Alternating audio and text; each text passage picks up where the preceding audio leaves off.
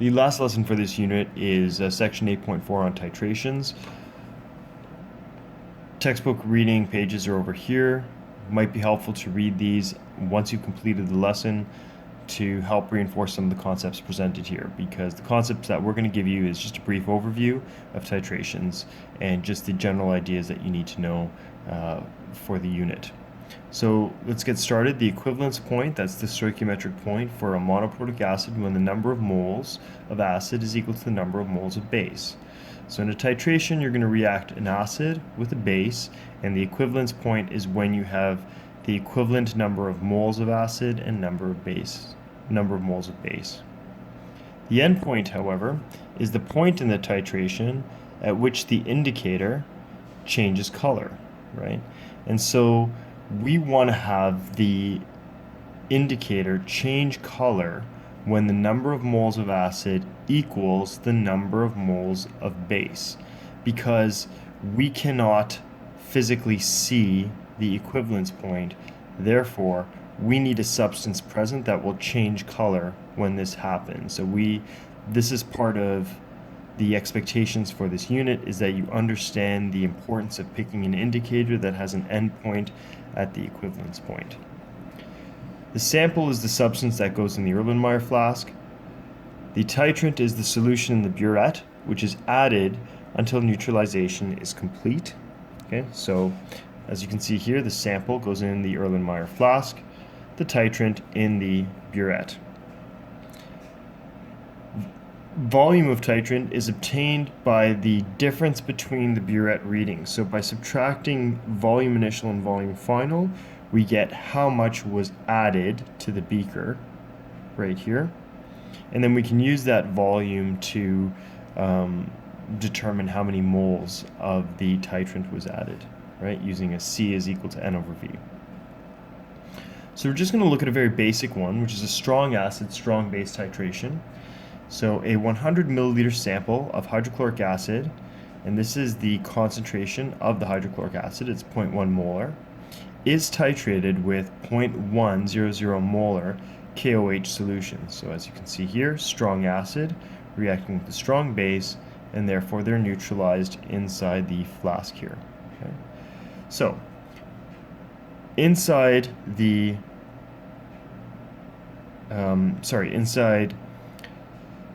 burette is the KOH solution, and inside here is the sample of HCl. Okay, now if I have 100 milliliters of a 0.100 molar solution, well, as you can see, my initial moles of H plus is equal to 0.01.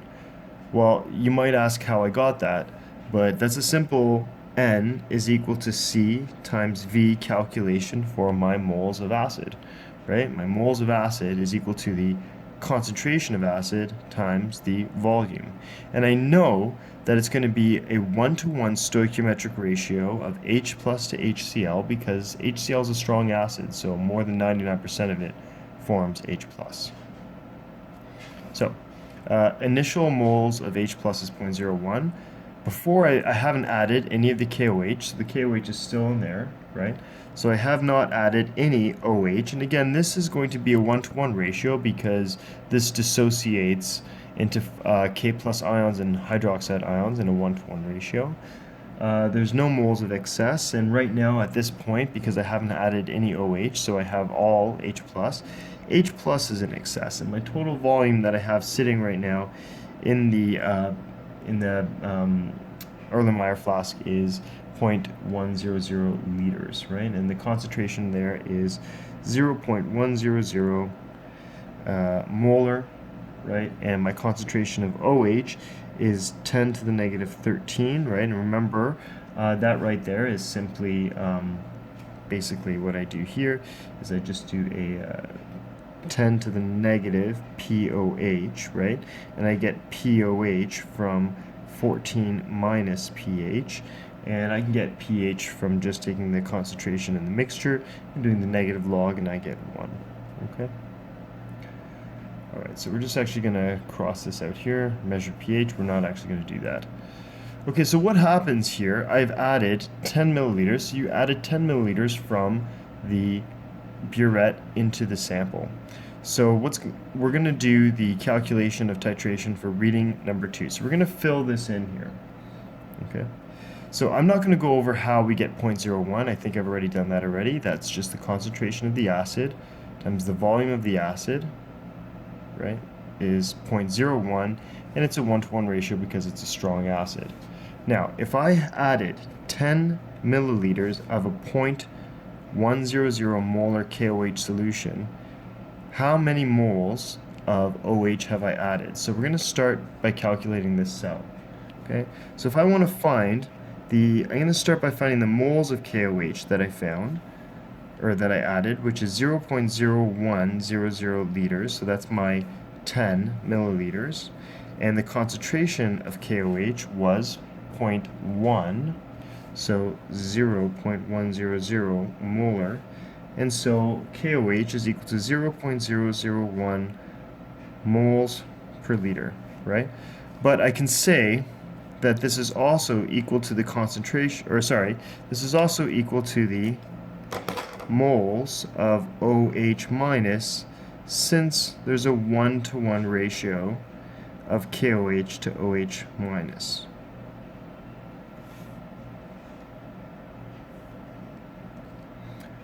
Okay, so what I'm going to do here is to find the moles of, so I'm going to write that in, so that's 0.001, right?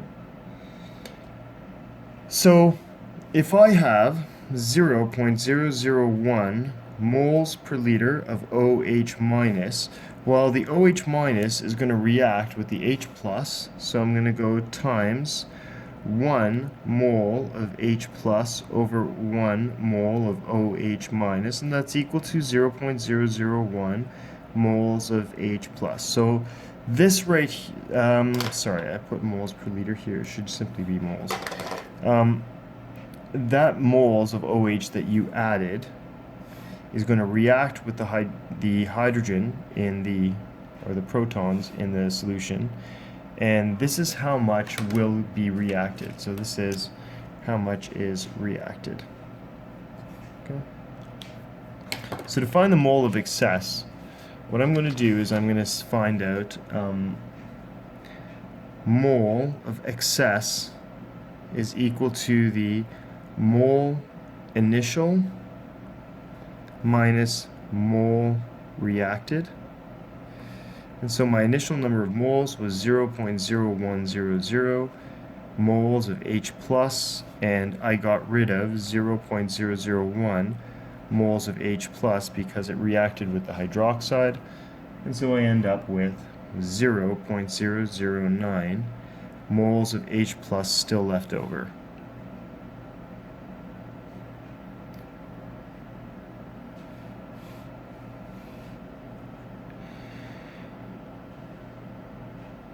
Okay. And I still have excess H plus. Okay, sorry, 0.009, I still have excess H plus. Now my total volume, I started off with 100 milliliters, but then I added 10 liters, so I get 0.110, right? So my total volume is 0.110. So my concentration of H plus in the mixture, right? So my concentration of H plus is equal to that many moles left over divided by, well, my initial 100 liters plus the 10 liters that I added. So that's your 0.110. That's the same thing right there. Okay. So my concentration of H plus,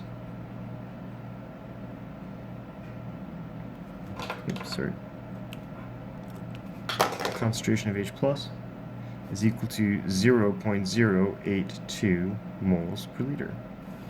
So 0.082 moles per liter. I'm going to do a POH calculation. POH is equal to 14 minus pH. Well, I can't do POH just yet. It looks like I should probably do my pH calculation first. So I'll do a pH calculation from this. pH is equal to negative log 0.082. and when I calculate that, I should get 1.09. So then POH is equal to 14 minus 1.09, which is equal to 12.91. So my concentration of OH minus is equal to 10 to the negative 12.91, I believe, which is equal to 1.23 times 10 to the negative 13 moles per liter. Okay, and so I'm going to enter those values right here. 1.23 times 10 to the negative 13, my pH was 1.09. All right. So we would continue to add titrant in here, okay?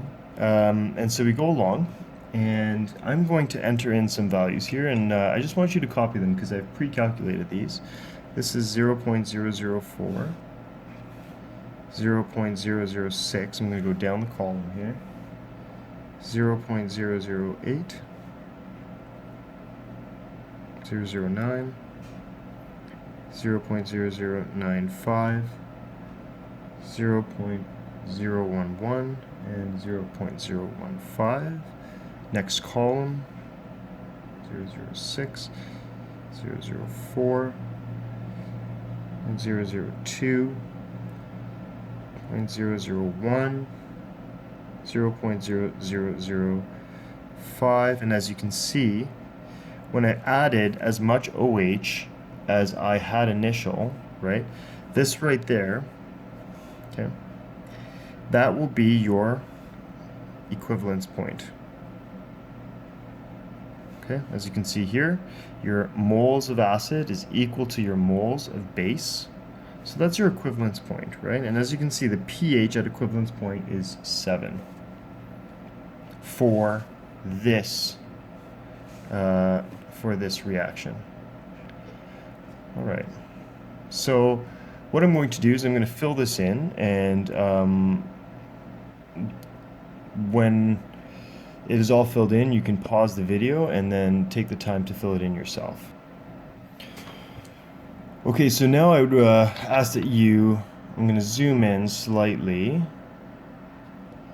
and if you could pause the video at this point and just copy in the values that I calculated for you here. Okay, so analyzing these values, as you can see, we hit equivalence point right here for this system, and we found that the pH is equal to 7. But notice that until we get to that point right there, the pH stays relatively low, and then it shoots up to 7, and then after that, once you've passed equivalence point, it actually becomes the solution becomes quite basic. So we have a graph for that here, and there are very characteristic graphs of titrations that you should be familiar with. And so let's take a look at what this graph would be like for here. Okay, so again, what I'm going to do is I'm going to graph this, and I'm going to request that after I graph it, you pause the video and copy it yourself. Okay, so I've labeled the pH scale on the vertical axis and milliliters of the 0.1 molar potassium hydroxide titrant. I've added the pH points right here, these pH points right here, versus the volume that was added, and we get this characteristic curve. So I'm just going to connect the points here. As you can see, it goes up quite quickly and makes a bit of an S curve here, and we can extrapolate that it goes on like that. Okay, so as we can see, this point right here at 100 milliliters, this right there, that takes place the midpoint between here and here, so that's your equivalence point when the moles of acid was equal to the moles of base, right? So in this case, we had a strong acid and a strong base, and when they come together, they neutralize each other and have a pH of 7. Well, we also know it has a pH of 7 because water is neutral, right? K plus does not hydrolyze, right? And Cl minus, well, that's the conjugate base of a very strong acid, so it also doesn't hydrolyze. So we have a neutral compound, and these ions both do not split water to form H3O plus or OH minus. So both products here will be neutral. So that means that once this reaction happens, we get neutral products. So therefore, it makes sense that my pH is neutral. So I will look for the appropriate.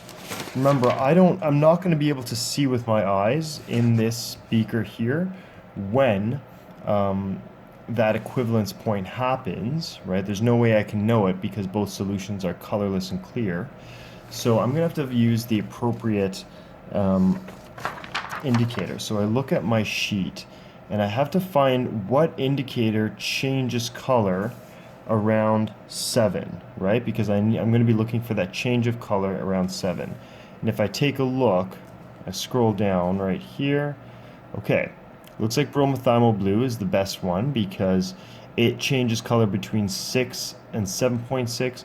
So once I start to get a green color, that means that I'm in this range, right? So that would be the indicator that I would use for this titration. Turning to the next page, we don't always titrate a strong acid and a strong base. We might have an example of a weak acid with a strong base. So CH3COOH, weak acid and a strong base. What we're going to do here is we're going to write out the overall reaction. So I have my acetic acid, CH3COOH, plus sodium hydroxide. Okay. And this will, so the strong base will produce, oh, sorry about that, CH3COOH and sodium hydroxide. So the sodium hydroxide will react with the weak acid, and it's a double displacement reaction, so I'm going to end up getting this right here, COO and sodium acetate and water. So that's what happens at neutralization.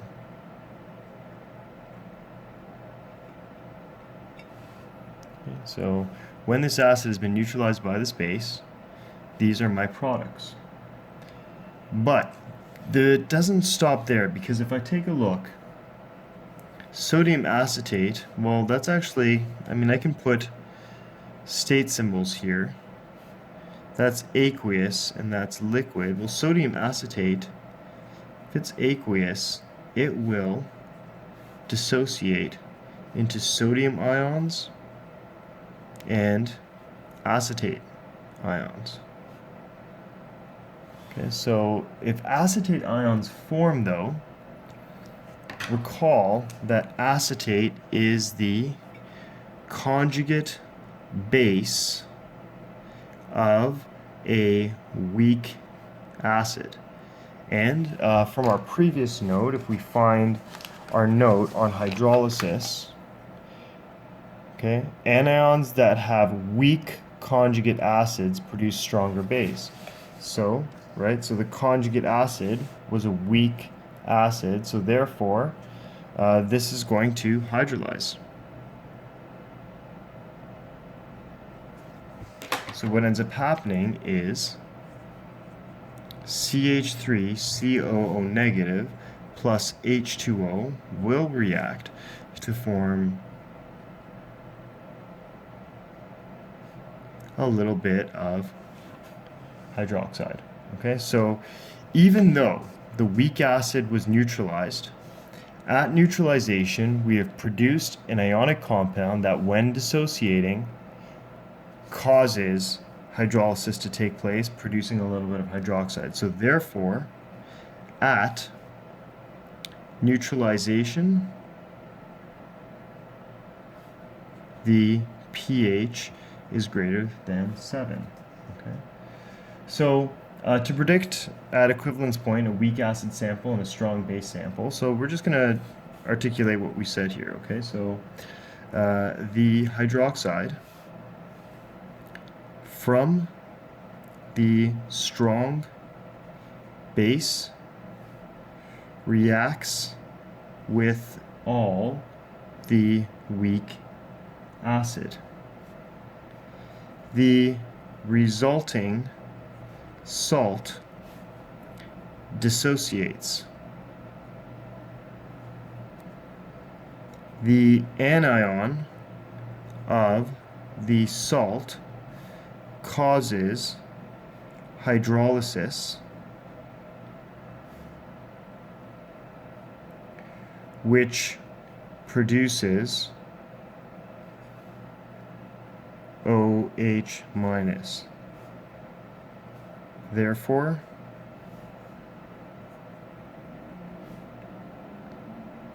the pH at equivalence point will be alkaline. Okay.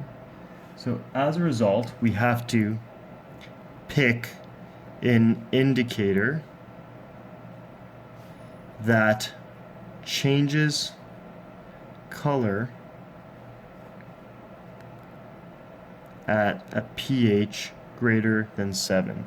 So if we have a weak acid and strong base titrant, we have to choose the appropriate indicator. So that might be, say, something like phenolphthalein. Phenolphthalein is generally the okay one to choose because, as you can see, it changes color between 8.2 and 10. This one starts changing color around the 7 mark as well, so might not be quite as good. This one is definitely changing color at a pH range that is alkaline, so we can choose some of these ones. These ones are a little bit too extreme. This one might be a good one to choose. So phenolphthalein would be a good example of that, okay? So equivalence point, again, when the moles of this acid has reacted with all the moles of this acid, again, we are still producing a compound that, when it dissociates, causes hydrolysis and the pH is greater than 7. We can also do a strong acid and weak base titration. So for example, we can have hydrochloric acid, which is the strong acid, and the weak base is HCO3 minus, right? So the reaction there, so the strong acid is HCl, and that will react with bicarbonate, and so maybe the bicarbonate came from a sodium bicarbonate solution, and this will donate its proton, so H2CO3 plus Cl minus. Okay. And then we look at this, right? And H2CO3, well, that produces a weak acid, right? And so the weak acid from this one right here, H2CO3, that's going to react with water, and it's going to form H3O plus and HCO3 minus, okay? So at neutralization or at equivalence, right, we have these two products. However, this right here, okay, one of the products of neutralization is a weak acid that then produces H3O plus. So when we have a strong acid and a weak base, therefore, at neutralization, okay, or at equivalence, right, the pH will be less than 7. Okay, so when we say neutralization, we mean the neutralization of the strong acid sample and the weak base titrant. Okay, so when we've neutralized this, when we have moles of this equal to moles of that, our pH is still going to be less than 7. Okay, and that's because H3O plus is being made. Right, so we'll just again explain that, so that the H plus from the strong acid reacts with all the weak base,